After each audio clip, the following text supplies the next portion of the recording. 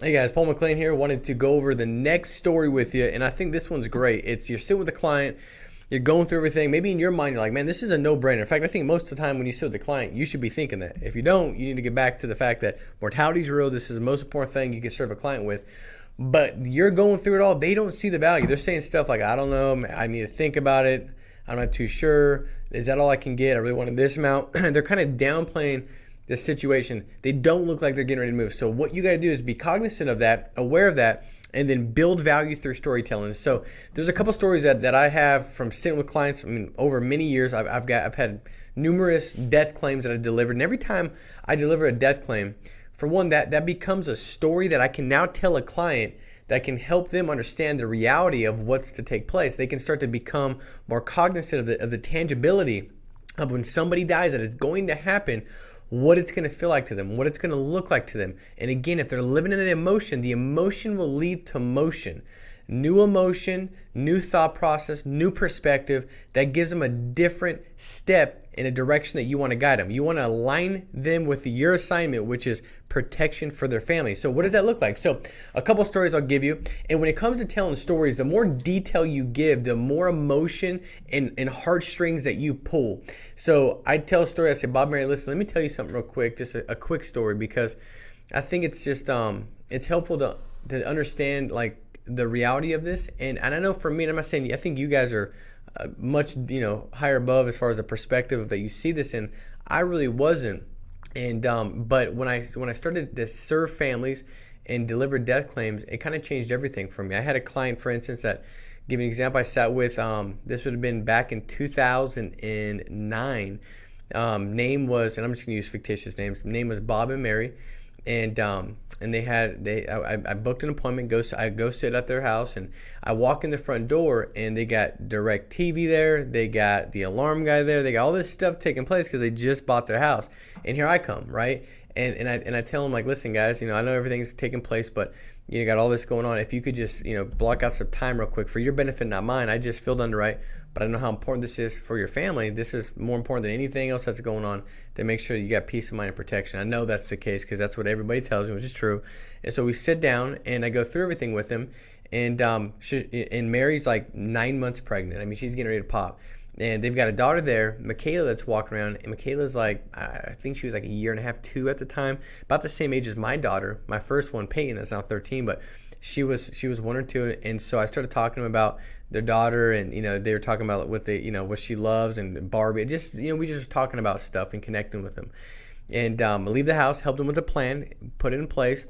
About a couple weeks later, they said, hey, I want you to come review the policy. I come out, and Shoshana's like there with the baby. That's how due she was. The baby's already delivered. She's on the couch right when I walk through the front door. She's right there. Paul's at the kitchen table, and I go through everything with him. And at that point in time, he's like, man, this feels really good. I'm glad I got this in place. Thank you for helping me. Thank you for getting this taken care of for us. And I leave the client's house. And about 4 months later, if that, I get a phone call from Mary, and she's hysterical. She's crying, and I can barely make out what she's saying. She says, Bob was on a crane. He hit a power line, jumped out of the crane, and didn't make it home, and got electrocuted to death. And she's bawling her eyes out. She's crying, and I'm just thinking, like, God, that's crazy. I was just there 4 months ago, and they had their baby that was like a couple months old. Michaela, that's 2 years old, and think about like all that's taken place. And I couldn't bring Bob back, but delivering that claim, and Mary now knowing that she can pay the bill. She's not gonna have to worry about where do I live, how do I get by, what do I do. And Michaela and the baby, they're not gonna lose dad and mom, because mom now has to get 2 jobs. And so stories like that, this is a story that you can tell a client when you're sitting with them. Another story you can say is, client says, I kind of want to think about it, and you say, listen, I understand you go through the rebuttals and stuff that's trained on in all the videos, and then you say, let me just tell you something, guys. To me, it makes no difference what you do. At the end of the day, like when it comes to the protection, like if something happens, it doesn't impact me. Obviously, I'm really good at doing what I do because I really care about people, and I know how important this is. So I'm great at my job. I'm great at being a field underwriter because of that. But let me just tell you this, because it makes no difference to me. But I had a client that I sat with, years back. It was Gabriel and Anna, and I go through everything with him. And at the end, he said, my budget's tight, just like I get from almost every client, but I'm not sure. I got to look at my electricity bill. I got to look at this. I got to figure things out. And I'll get back to you just because, heck, they got a lot of changes taking place. Bought a new house, you got a lot of things going on. It's understandable. Things are moving. You're not too sure about this, economically, this, pandemic, all these things that come out, you start to think like maybe I should. And what I told him, I said, listen, everybody feels the same way. And I kind of explained it to him that if at the end of the day, if this is not in place and something does happen, because God forbid, you never know if it's going to happen. In fact, if you knew for a fact you weren't going to come home tomorrow, would it even be a second thought? The answer is like, absolutely not. Of course not, it wouldn't be. And so he ended up getting a plan in place and thanking me, for kind of giving him some clarity on it and making sense. He's like, you're right. This has got to be my number one cornerstone. Everything's got to fit around it, but this is my big block to have in place first. And no kidding, guys. 3 weeks later, he's had the plan for 2 weeks. He made one premium, and Anna calls me, crying hysterically, saying, Gabriel was driving down the hill. He's a truck driver. He hit a truck, bounced off, hit another truck, and his truck caught on fire, and he burned to death. And I'm sitting there thinking, like, man, I was just there 3 weeks ago. I was just sitting with that family. When I knocked on the door and I went in the client's house, it was like 9:30 at night. I was running an hour behind, and he was kind of like, man, can we reschedule? And I couldn't because I know the spots to put him in because our schedule's booked, and his kids were on the floor watching TV, watching a movie together, and like the fact that he's gone now, but the fact that Anna now gets to. Gabriel ain't gonna come back, but she pays off the house. She has enough to cover income.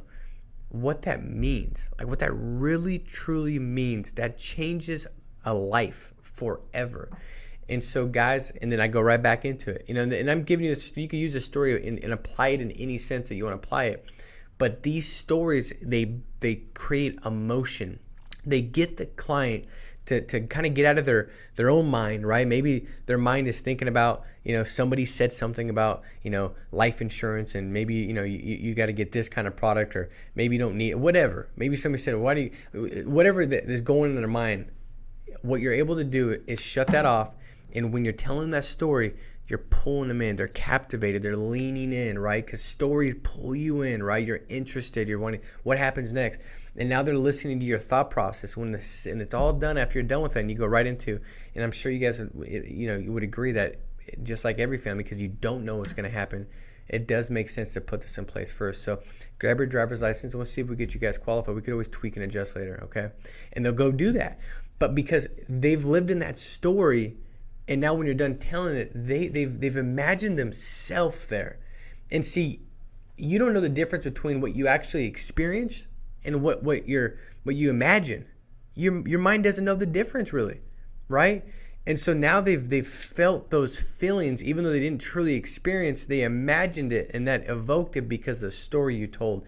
And so these stories, there's been many times I've sat with clients over the past decade when I was writing 40,000 every month, 40,000. There's many times that I probably would have wrote 15,000 if I didn't tell these stories and get clients that were kind of like not in the right spot or didn't see the value. I was able to, build the value up and then move in and help the family. And so, guys, there's many more stories. As you listen to calls, what I would suggest is write the stories down that you think you'd be great at communicating. If you have a story, write it down, tell it. Make that story, make that situation that's horrific, that they lost their family member, how bad, that situation that took place. Bring awareness to other clients by using that story. That way they can at least get something in place that is going to safeguard them against a financial disarray. So I hope this makes sense, guys. Be strong, be steadfast, and we will talk to you soon. Take care. Bye-bye.